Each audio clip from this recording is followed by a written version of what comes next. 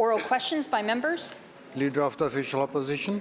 Thank you, Mr. Speaker. Mr. Speaker, the NDP government's and this Premier's reckless experiment to decriminalize heroin, methamphetamine, cocaine, fentanyl, coupled with their further experiment to flood communities with highly addictive so-called safe supply drugs, has utterly failed. It has made our communities and streets unsafe, it has made addictions worse, and has led to the highest number of overdose deaths ever in the history of British Columbia. Recent notable police seizures have uncovered thousands of highly addictive, dangerous government drugs that are being diverted from the NDP's so-called safe supply and funneled directly into our streets and schools. So my question to the Premier, when will the Premier end his failed program of highly addictive, taxpayer-supplied drugs and this reckless decriminalization program? Minister of Mental Health and Addictions. Thank you very much, Honourable Speaker, and happy to respond to the member's question here. We, of course, have canvassed this question quite thoroughly in budget estimates, and again, I will note that just to provide the context for the way in which this program evolved, it was as a response to what is an unprecedented crisis that not only our province is experiencing, but every other jurisdiction across the country, right across the United States, across our continent. We have a crisis that is brought by fentanyl poisoning the illicit drug supply. That is what our Prescribed Alternatives program attempts to provide one tool to try to address, to separate people from the toxic drug supply. And the early evidence from people's access to this program, in fact, is showing a reduction in mortality. We are very concerned, of course, we share the concern around ensuring that this program is managed appropriately, that it's meeting its stated objectives, and that we address any unintended impacts of how this program is operating, and that's why we've taken action to do that, Honourable Speaker. We have put in place provisions with health authorities, with frontline providers, through our guidelines to mitigate and reduce the risk of diversion of medications that are available under this program. We will continue to do that important work with our partners, including our law enforcement partners with whom we work regularly. Leader of the Official Opposition, supplemental. Thank you, Mr. Speaker. Well, Mr. Speaker, it's evident to the entire public that, of course, this is a crisis. The problem is the results we're getting are clearly not working. That's why on this side of the House we've said the focus needs to be on treatment and recovery from addiction. That has to be the priority of all governments. But this NDP government and this Premier stubbornly refuse to face the reality that this reckless so-called safe supply of highly addictive drugs, coupled with the NDP's decriminalization disaster, have only fueled an already bad situation. Police are sounding the alarm, public patience is running out, and thousands of highly addictive, taxpayer-funded drugs are being diverted into our neighbourhoods and our children's schools. Whether it's SkyTrain or coffee shops or playgrounds, nowhere feels safe anymore. And this NDP government have modeled this reckless program on the decriminalization experiment that took place in Oregon, where they have looked in horror at the utter failure of this decriminalization experiment and thankfully are backpedaling to get away from the huge mistake they made. So my question to the Minister is, how many more police notable drug seizures do we have to see? How many more lost lives do we have to see before government will admit their failure of this reckless decriminalization program and get back to treating people who are trying to fight their addictions? Minister of Mental Health and Addictions. Thank you very much, Honourable Speaker. And you know, one thing that this House, that all parties agreed to in this House, with the exception of the Conservatives, who didn't exist at the time that the Health Standing Committee was struck and met for several months over the course of 2022 to investigate, to look at what could we do collectively to combat the toxic drug crisis. And everybody in this House agreed. The other side agreed, we agreed, the Greens agreed, everyone agreed that we needed to do everything that we could. We needed to use every tool in our toolbox to try to keep people alive so that we can connect them to care. That was agreed to by everyone. Safer supply was agreed to by everyone. DCRIM was agreed to by everyone. All of the provisions, all of the recommendations. It was a unanimous report. Everyone agreed until, Honourable Speaker, we had the emergence of the Conservative Party who took a different view. Members. And then we started to see the opposition walk back on their view. I will say we all agree that we need treatment. We all agree that every path should be about supporting people, every path has to be about supporting people on wellness, supporting people to recover. That's why we just announced the opening of 180 beds, 180 beds, which is the size of Langley Memorial Hospital. That's why we announced 28 youth shelter beds that will also provide treatment down at Covenant House. That's why we've just announced a $117 million investment to support the treatment and recovery sector, Honourable Speaker. We are all about providing treatment and support to British Columbians. Thank you.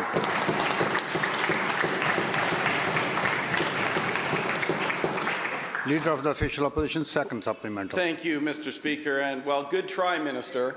But the fact of the matter is what that all-party committee said was, for goodness sakes, don't go ahead with this reckless experiment unless you're going to have guardrails in place, unless you're going to keep data in place. But no, they had to charge ahead without any of those guardrails, without any of the data that the federal government asked them to collect so that we could determine whether this is actually working. And the bottom line is it has been a total failure. And that's why in communities like Chinatown, they continue to suffer from the rampant open drug use, the social chaos, and the unchecked crime which is caused by the policies of this soft on-crime NDP government. Just yesterday, prolific offender Larry Carlston was caught defacing Chinatown with racist graffiti and faced absolutely no consequences, as incredibly the hate crime charges were unbelievably dropped by Crown prosecutors.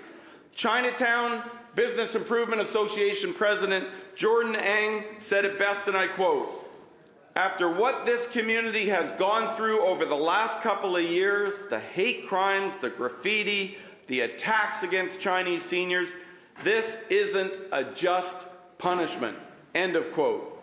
So my question to the minister, how much more do communities like Chinatown have to suffer before this soft on crime NDP government, with their lawlessness and their reckless experiment with decriminalization of dangerous drugs, have to continue punishing that community and other communities right across the province?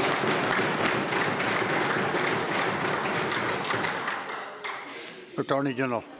Thank you, Mr. Speaker. I am a Vancouver MLA.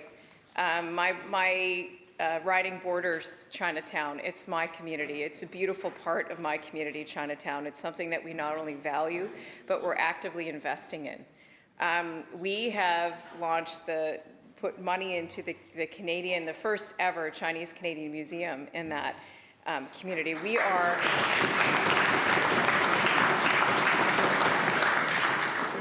are making sure that community is not only celebrated, but their stories are collected for all time. Mr. Speaker, we have a very proud history of working with the Chinese community and Chinatown, and we'll continue to do that work. Thank you. Member for Surrey South. Thank you, Honourable Speaker.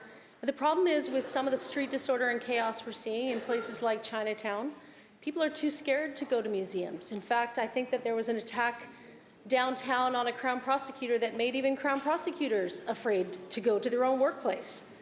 The reality is that this is a taxpayer-funded drug crisis and a public safety emergency, Mr. Speaker. RCMP officers in Prince George say so-called safe supply and decriminalization are to blame for rise in violent gang crimes. Quote, "We've noticed an increase in a lot of drug trafficking to support the open drug use. and a lot of changes over the last 1 to 1.5 years, end quote. But while this government-funded drugs supply floods our streets, the Premier is busy denying there's even a problem. As this crisis deepens and spreads, when will the Premier acknowledge the dire consequences of his policies and stop the flow of highly addictive taxpayer-funded drugs? Minister of Mental Health and Addictions. Thank you, Honourable Speaker. And just to put this in context, you know, we have in British Columbia about 101,000 people who are thought to be have a diagnosis of opioid use disorder. We have, you know, fewer than about 4,500 individuals who at any time are accessing the Pharmaceutical Alternatives Program. It's a very, very small amount of people who are accessing this program, and accessing a very small percentage of total sort of medications that are prescribed for pain. If we're talking about Dilaudid, for example, 86% of the Dilaudid prescribed in the province is in fact prescribed for people with cancer, for seniors dealing with arthritis, for people who are being discharged from hospital. So I want to reiterate that, Honourable Speaker, that this is one tool that we have, an important tool in our toolbox, and it is a tool that in fact this House agreed was an important program to continue to provide, that the other side agreed in the Health Standing Committee that this was a valuable tool. We all agreed. We are committed to continue to provide this program and to provide it in a way that supports the prescribers, that supports people in working with all of our partners. We are absolutely committed to doing the work to make sure that this program is provided in an appropriate way. Thank you. Members.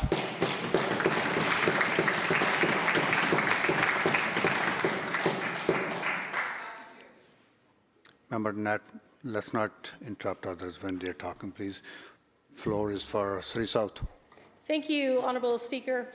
As we heard in that last answer from the Minister, talking about a small amount of people.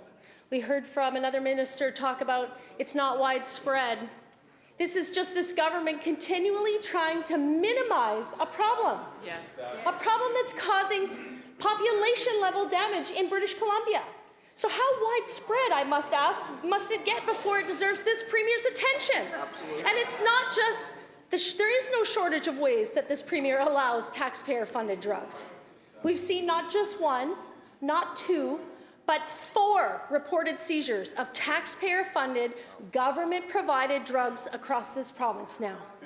And under the NDP, drug dealers aren't just getting taxpayer-funded drugs from this government, they're getting taxpayer-funded hotel rooms too. The RCMP in Prince George say that at the Knights Inn, leased by BC Housing, half of the rooms in the building were being used to deal drugs. When will the Premier admit this is a failure and end his reckless experiment with highly addictive, taxpayer-funded drugs and decriminalization?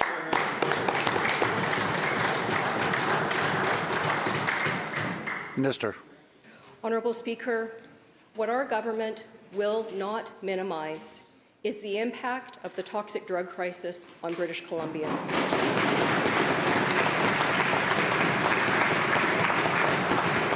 We will not minimize the 2,539 lives that were lost last year, the devastating impact and the toll that it takes on families and communities, and the need that we have, not only in British Columbia, but across the country, to find solutions, to work together in community to find solutions.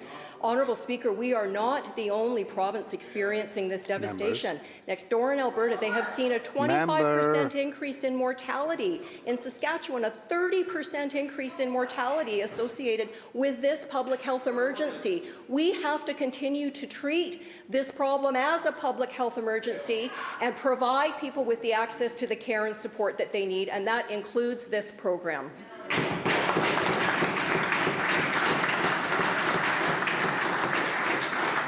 Leader of the Third Party. Thank you, Honourable Speaker. Yesterday I asked about continued logging of BC's increasingly rare old-growth forests. Today let's look at where some of these old-growth trees are ending up. The UK company Drax says its wood pellets are, quote, sustainable and legally harvested. However, documents from the Ministry of Forests show that Drax continues to source whole logs from BC's old-growth forests, more than 40,000 tons in 2023 to be exact. One example is cut block EM807M outside of Prince George. It was classified as a priority deferral area by the Technical Advisory Panel, and yet somehow Drax received 130 truckloads of whole logs from this site. The old growth was then turned into pellets, shipped overseas, and burned. Truly, nothing could be worse for the climate than this. Because of the ministry's policies, old growth and primary forests in BC remain at risk, and somehow Drax is getting access to BC's primary forests and ancient trees. My question is to the Minister of Forests. Will he use his powers to prohibit the logging of old growth for wood pellets? Minister of Forests. Thank you, Mr. Speaker. More harvest residue and fire damaged wood is being used for economic purposes, such as wood pellets, and there is market demand for wood pellets for cleaner energy sources, and it spans BC's exports as well. But there is, I think, a bit of a misconception here. Not all harvested logs are suitable for sawmills. Some are too small and have been badly damaged by insects or wildfire. Some pellet mills use a small number of damaged, small, or low-quality logs, but that was less than 1% of the total provincial harvest over the last 5 years, leading up to 2001. And in fact, it would not be economic for any pellet company to use quality logs to produce pellets. In 2022, pellet mills paid up to $35 a cubic meter for fibers sourced from residual harvesting piles, or sometimes called slash. An interior saw log was valued at about $132 a cubic meter at a lumber facility, and pulp logs are valued at $53 per cubic meter. To get the most revenue for each grade of log, these logs would be sold or traded to mills willing to pay a higher price. Leader of the third party supplemental. Thank you, Honourable Speaker. The Minister skirted right around my question, just the way his ministry is skirting around the deferrals that were put in place by the Technical Advisory Panel's report. This province continues to operate as a resource colony, exporting raw materials. We're a company town. They hand our irreplaceable forests to the highest bidder, often multinational companies that take the profit and run, leaving forestry-dependent communities in the dust. As a result, BC forestry industry is in a state of crisis. Yesterday, BC's 3 main forestry unions raised the alarm. They called out the inadequacy of this government's response, which has been to announce small ad hoc assistance programs delivered with little attention to the need for an overall strategy to sustain the industry. Experts and advocates have been clear on what's needed. Why has the province failed to listen? My question is to the Minister of Forests. We need value-added manufacturing for BC's forests, not more wood pellets and shuttered mills. Why are our primary forests being cut down and turned into wood pellets when this government promised a paradigm shift and a value-added forestry industry? Minister of Forests. Thank you very much to the member for the question. Yesterday, there indeed was a forest summit hosted by 3 forest unions. The Premier spoke there, I spoke there, and the Minister for Sustainable Forest Innovation also spoke there. They've produced a report which offers some, I think, very real solutions. They are solutions-oriented. We will study that report and follow up. But let me say that in dealing particularly with value-added, we have initiated a new program that will give special access to Crown timber to value-added companies, and to them alone. Others will be not permitted to bid on that timber. And the value-added program is expanded. It's been well received by the value-added sector, and indeed it will generate the kind of jobs of value-added products that are destined for use in British Columbia and North America and for export overseas. And we think that's a very valuable addition to the forest industry in British Columbia. Thank you. House Leader of the fourth party. Thank you very much, Mr. Speaker. Our NDP Premier admits that BC has an anti-Semitism problem. However, it is this Premier who allowed anti-Semitism to spread unchecked in his caucus, his Premier's office, and his BC NDP party. If the Premier is looking for a cause of anti-Semitism, he ought to go look in the mirror. During his tenure as Attorney General, this Premier allowed Victoria, BC's extreme imam, Yumas Kathrada, to announce death threats to Jewish people from the pulpit of his Victoria Mosque for the last 6 years. This Premier's inaction spoke loud and clear. Another video was released just yesterday, Mr. Speaker. Kathrada calling Jews apes and pigs, vermin, and praying for their annihilation to his over 25,000 followers on Facebook. Mr. Speaker, enough's enough. Question to the Attorney General of British Columbia.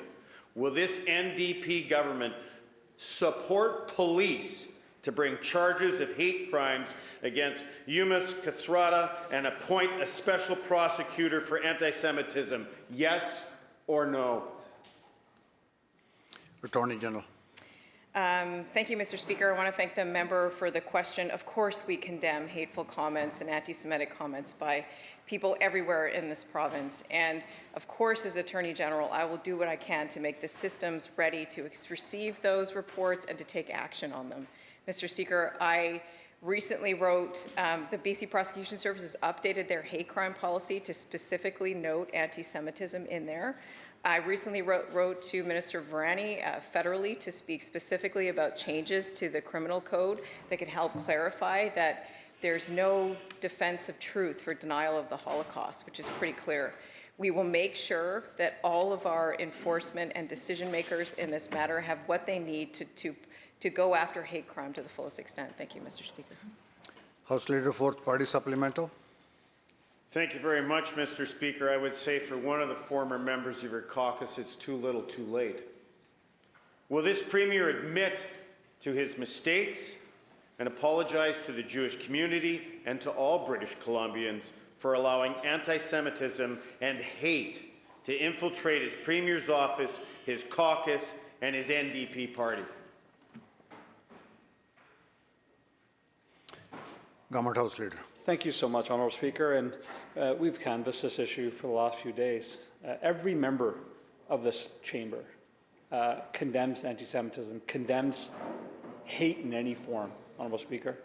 We must work together to ensure that we're taking this on head on. Honourable Speaker, the Premier's actions have been clear. October 7th was horrific. Had a statement out on that day, Honourable Speaker. We know also that the days after, October 27th, in fact, a Premier statement was made in this House. Not only that, Honourable Speaker, November 15th, we launched the helpline, the crisis line. On November 28th, we announced additional security funding for communities that felt threatened. Honourable Speaker, February 16th, a new prosecution service policy was put in place so that we can prosecute hate crimes, Honourable Speaker. We take this very seriously, Honourable Speaker. We're going to continue to do that work with all partners that are feeling afraid, feeling attacked. We want to make sure British Columbia remains a place where people can come and feel safe. Members. House Leader, Official Opposition. Thank you, Mr. Speaker. Well, the Premier has taken this issue of anti-Semitism so seriously, he hasn't bothered to actually focus on his own government, his own caucus, and his own party. Exactly. That's hardly taking this seriously. In fact, the Premier fired his former cabinet minister, a minister within his government, who was actually calling to attention anti-Semitism and rising anti-Semitism. At the same time, the Premier's hand-picked ADM for anti-racism has openly expressed anti-Semitic views. This double standard sends a chilling message that anti-Semitism is tolerated by this Premier within his government caucus and party. Now, Mr. Speaker, in our schools, Jewish students are facing horrific anti-Semitic abuse. One student says, and I quote, Kids in my school shout things at me like, "Hail Hitler" and "Hamas for life," end quote. In another incident, a student says, and I quote, "In my science class, my teacher said that Jews are genocidal murderers," end quote. That's in an elementary, or that's in a science class in a high school. This obviously demands an independent review. Will the Premier do the right thing and commit to fully investigating in an independent manner the rising anti-Semitism, not just within our schools, but also, again, within his government, within his caucus, and within his party? Hear, hear. Attorney General. Thank you, Mr. Speaker. I want to be clear, along with all of my colleagues here today, that I'm sure we stand in solidarity on this. Every child deserves to feel safe and included in their school environment. Hateful comments like the ones noted are unacceptable and should be rooted out. I want to make it clear to everybody that if you are hearing or seeing something, please report it to your principal. There's also an online erase website where you can report anonymously if that's something that you don't feel comfortable coming forward with it. Our commitment is to make sure that all students feel safe in their schools so they can learn and thrive. And Mr. Speaker, we'll continue to do the work to make sure that that's possible. House Leader of the Official Opposition. Mr. Speaker, what the public wants to see, what the Jewish community wants to see is action, not more empty words from this government. Shockingly, we're weeks into canvassing this in this House, and to this day, the Premier still will not even acknowledge the anti-Semitic history of the ADM that he handpicked to lead the anti-racism file within government. Now, I got to be straight up here, Mr. Speaker. When I'm back home and I'm answering questions about this, and I have people that come up to me and say, how is it possible that an ADM for anti-racism who holds anti-Semitic views that are publicly known, how is it possible that that person is in charge of that file and advising government? This cannot be true. My only response to them is, it is true, it's outrageous, and it's unbelievable that the Premier would allow this to happen. Now, while the Premier sets a double standard in firing the former senior minister, no action has been taken to address anti-Semitic slogans in our schools. In one case, an elementary class did an art project invoking, "From the river to the sea, Palestine will be free." This references an explicit call by Hamas to murder all Jews by driving them into the sea. Jewish students and teachers do not feel safe. It's ridiculous for the Premier to believe it's appropriate to investigate himself. When is the Premier going to launch a fully independent investigation into his government and his caucus, schools, and the NDP party with respect to rampant anti-Semitism? Government House Leader. Thank you, Honourable Speaker. The member is right that we have canvassed this issue. We take this very seriously. We take any form of hate very seriously, Honourable Speaker. That's why one of the first things we did when we formed government was bring back a Human Rights Commission. It's one of the first things that we did as a government. Why? Because we knew this independent body was needed to ensure that all forms of hate, all forms of discrimination get a spotlight on them. Why a government would get rid of that, I don't know, Honourable Speaker. But we felt it was important, especially given that we were the only jurisdiction in the country that didn't have that. We launched an anti-racism strategy, Honourable Speaker, to root out systemic racism within our communities. I personally traveled the province working on this issue. I can tell you that what we heard was the way you address these issues is by strengthening the fabric of our communities through education. That's why we have Holocaust education in our schools, Honourable Speaker. We know this is important work. We have to continue to do this work. We want to make sure British Columbia remains a safe place for everyone in British Columbia. Member for Abbotsford West. Thanks, Mr. Speaker. The challenge that people are having are reconciling the words with the actions.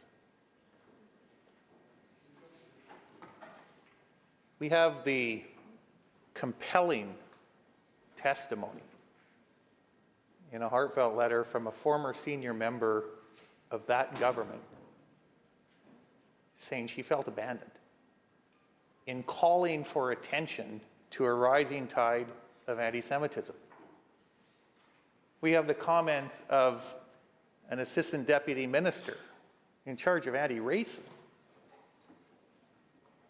that says precisely the opposite, conveys precisely the opposite of what this government says it intends to stand for.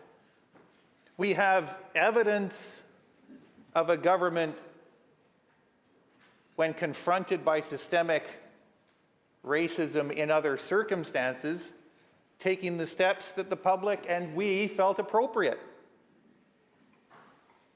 But when it hits close to home, when the allegations are politically inconvenient or embarrassing, the government refuses to do the right thing. What we have not heard, despite all the rhetoric, despite all of the attempts to sidestep the issue, is why this government and this premier won't take the logical step and order an independent inquiry into all of these incidents of racism, including the allegations that stem from the heart of the government itself, the cabinet and the caucus. Why won't this government and this premier do the logical thing and order that independent inquiry?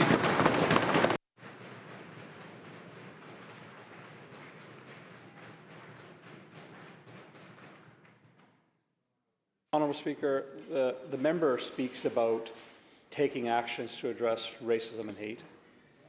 So since we formed government, that's what we've been doing. The member, I appreciate the members asking a question, but members should also explain why did they get rid of a Human Rights Commission, independent body that was there to address this issue throughout society? Because we have a tribunal, they said, Honourable Speaker. A clear misunderstanding of what the difference between a tribunal is and a Human Rights Commission. Members, shh. Member, please. Let him answer.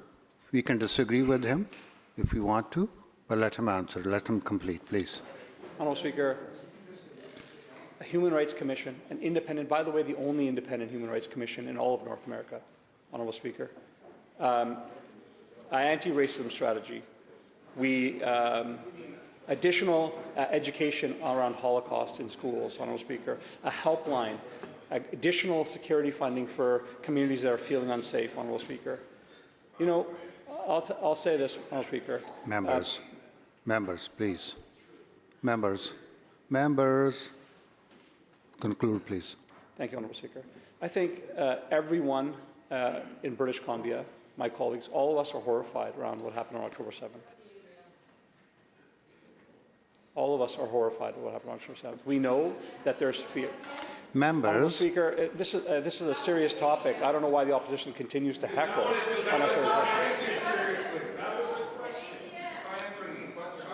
Members, question has been asked. Answer is being provided. You can disagree with the answer, but the answer is going to be given what the House Leader wants to give, okay? Please, let's let him conclude. Member, please.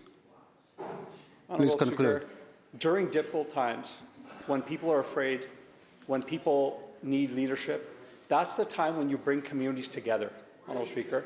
That's when you bring people together.